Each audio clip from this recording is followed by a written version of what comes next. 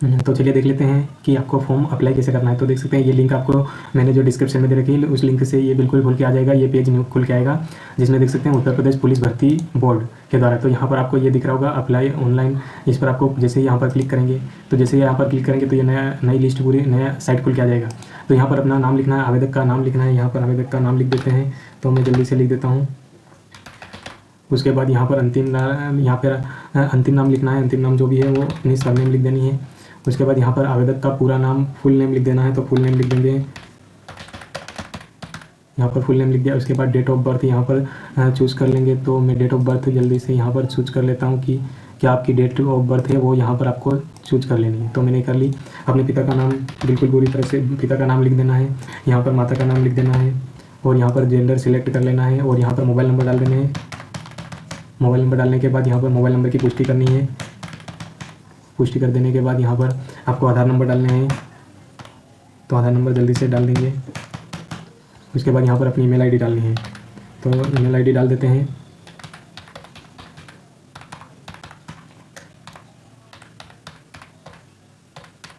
यहाँ पर मैंने मेरी ईमेल आईडी डाल दी है और ईमेल आईडी डालने के बाद यहाँ से मैं कॉपी करके यहाँ पर पेस्ट नहीं कर सकते, तो फिर से एक बार और ईमेल की पुष्टि करनी है। तो मैं जल्दी से ईमेल की पुष्टि कर लेता हूँ।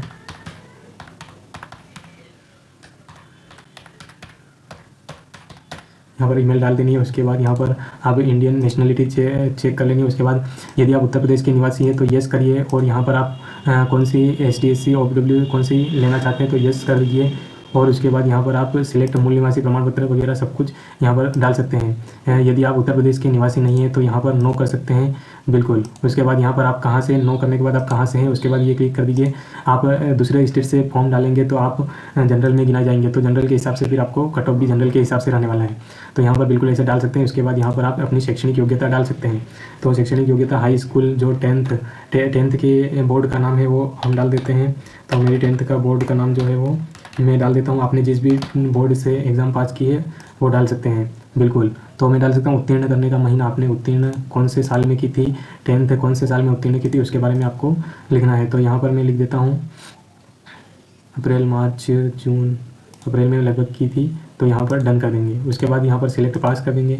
यहाँ पर आपके अपने रोल नंबर डाल देने हैं, तो मैं जल्दी से यहाँ पर अपने रोल नंबर डाल दूँगा। तो रोल नंबर जो रहेंगे वो रोल नंबर डालने हैं। उसके बाद यहाँ पर सर्टिफिकेट अपक्रम मार्कशीट सीरियल नंबर, मार्कशीट के जो सीरियल नंबर रहते हैं वो भी आपको इसमें पूछ रखा है, तो वो भी इसमें आपको डालने रहते हैं। तो मैं जल्दी से यहाँ पर रोल नंबर डाल देता हूँ।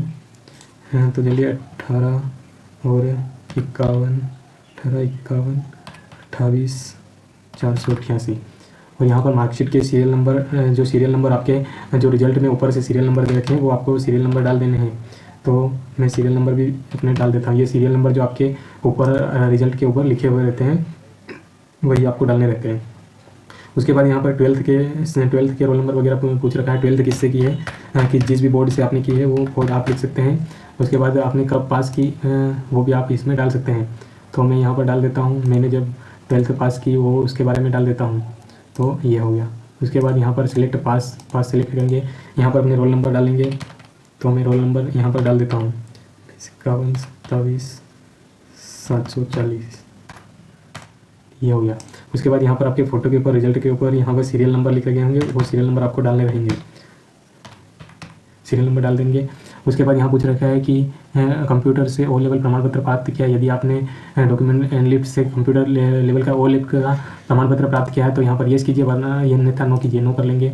क्या 2 साल की न्यूनतम अवधि के लिए प्रादेशिक सेना में आपने काम किया है, यदि किया है तो हाँ कीजिए, नहीं किया है तो नो कीजिए।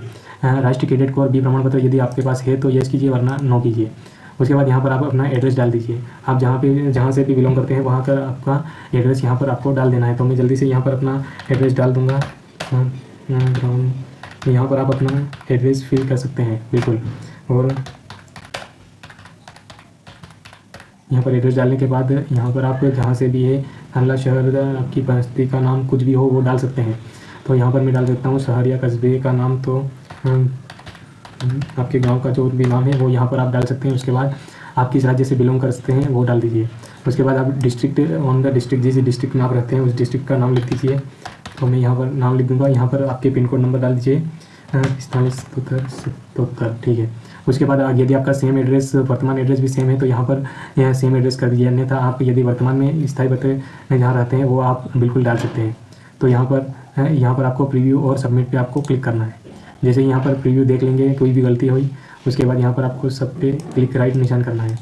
सब पे राइट निशान करेंगे, चेक बॉक्स पे क्लिक करेंगे, सभी पे चेक बॉक्स पे क्लिक कर देंगे। यहाँ पर कैप्चा डाल देंगे, तो यहाँ पर कैप्चा डाल देंगे 6LCX कैप्चा डाल देंगे। उसके बाद यहाँ पर सबमिट एंड नेक्स्ट पर क्लिक कर देंगे।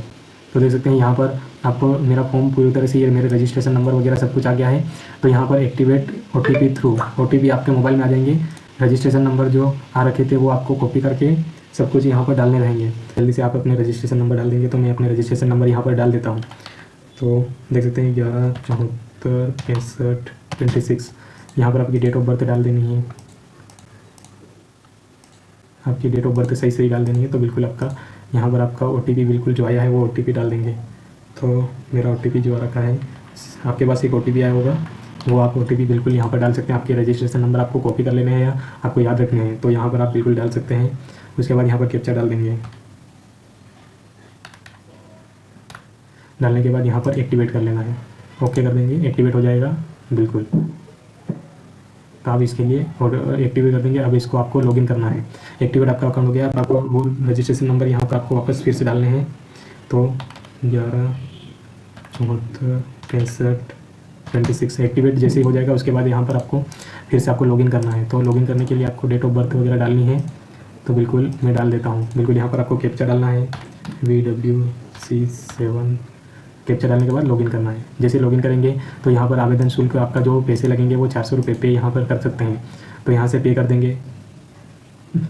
बिल्कुल आप कैसे भी करके पे कर सकते हैं। आप UPI से, कैसे भी UPI ID से या इंटर UPI ID या UPI QR कोड से यहाँ पर आप कर सकते हैं।